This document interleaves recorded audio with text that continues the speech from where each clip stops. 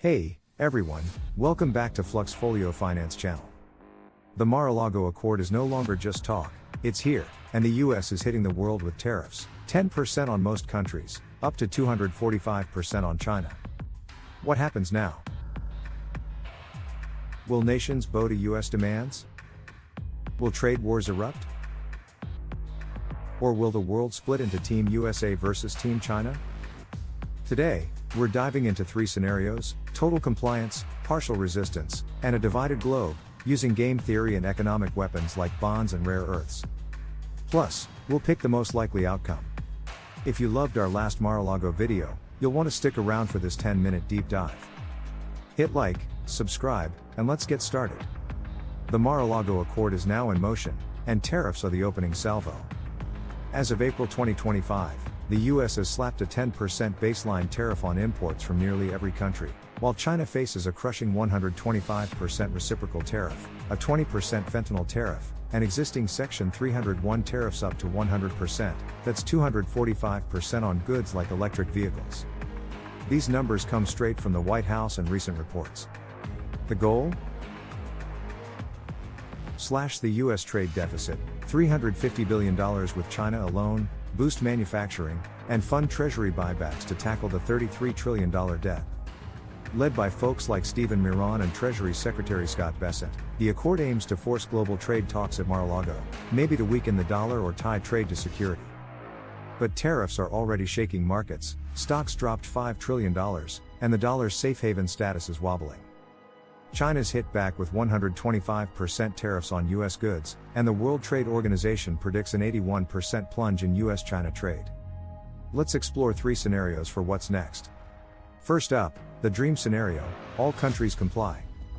Facing 10% tariffs, and higher reciprocal ones if they resist, nations like Japan, Canada, and the EU cave. They agree to open markets, reduce trade barriers, or invest in US factories to avoid tariffs. China, under 245% pressure, negotiates too, maybe pegging its currency to a weaker dollar or buying US bonds to fund our debt buybacks. Here's how it plays out: tariffs make imports pricier, so companies like Apple shift production to the US. Manufacturing jobs surge, think 500,000 new roles in steel, autos, or tech. Tariff revenue, estimated at $200 billion yearly, funds treasury buybacks, cutting interest costs on the $33 trillion debt. Global talks at Mar-a-Lago produce a Bretton Woods 2.0, as Chamath Palihapitiya envisioned, resetting trade rules. By 2027, the US trade deficit drops, exports soar, and Trump's hailed as a dealmaker. But this assumes everyone plays ball. Japan's finance minister Katsunobu Kato already warned tariffs risk global growth, and China's not keen on concessions. Plus, US consumers face higher prices, say, 10% more for phones or cars. Compliance might happen if tariffs hurt enough, but it's a long shot. Now, scenario 2, not all countries comply. Some, like Canada, negotiate to dodge 10% tariffs, but others, China, maybe the EU, push back. China's 125% tariffs on US goods, like soybeans, show they're ready to fight. This is where game theory kicks in, and it's fascinating. No country wants to be the first to openly defy the US, the world's biggest market, because they'd face brutal reciprocal tariffs. Think 46% on Vietnam for non-tariff cheating, as Peter Navarro said. In game theory, this is a coordination game. Countries want to resist but fear acting alone. If one defies the US, others might follow, forming a coalition to retaliate with tariffs or sanctions. But if nobody moves first, they all stay quiet, hoping someone else takes the hit. China could lead, given its 5.4% GDP growth and rare earth export controls, but it risks losing the US market, 12.8% of its exports. The EU, reliant on US trade, might hesitate too, as Bloomberg reported no progress in EU-US talks. So, what happens? Partial compliance. Canada and Japan cut deals, maybe buying US weapons or energy. China and the EU hold out, escalating tariffs. Prices rise, 6.7% inflation, per University of Michigan surveys, hurting consumers. The US gains some jobs but loses export markets. By 2028, trade's fragmented, markets are volatile, and the accord's only half done. Game theory keeps defiance in check, but cracks form. Scenario 3, the world divides into Team USA and Team China. Tariffs, 10% global, 245% on China, cement a US-China trade war, with an 81% trade plunge, per the WTO. Other nations pick sides.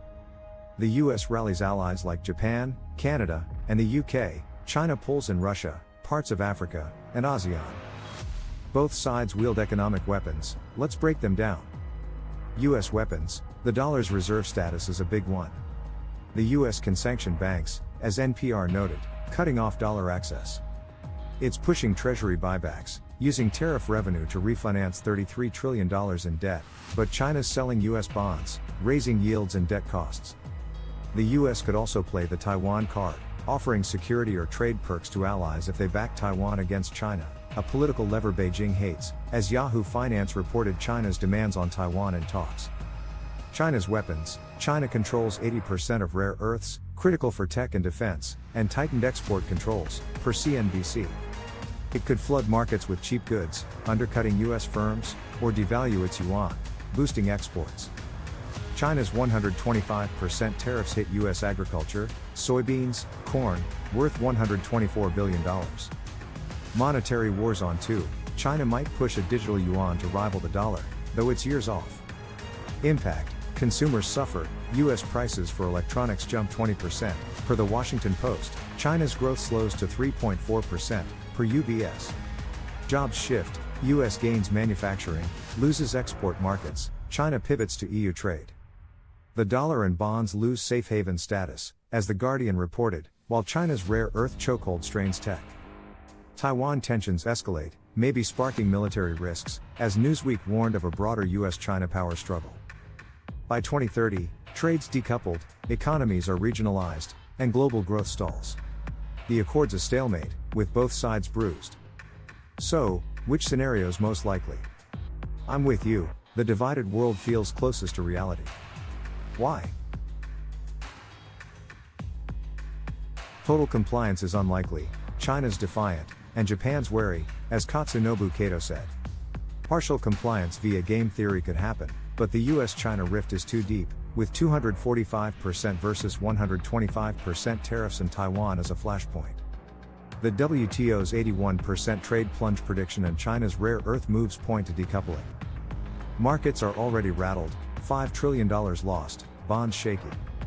A divided world, with economic weapons like bonds, rare earths, and sanctions, fits the escalating power struggle Newsweek called a Thucydides trap. Watch for China's retaliation, ally alignments, and Taiwan's role. This could reshape your job, prices, or tech. What's your take? Divided world or something else? Comment below. Thanks for watching Fluxfolio Finance channel. Loved this 20-minute dive? Hit thumbs up, subscribe, and ring the bell. Catch our last Mar-a-Lago video or more trade talk in our playlist, point to screen. Got questions on tariffs or the Accord? Drop them below, I might answer in a follow-up. Stay curious, and see you next time.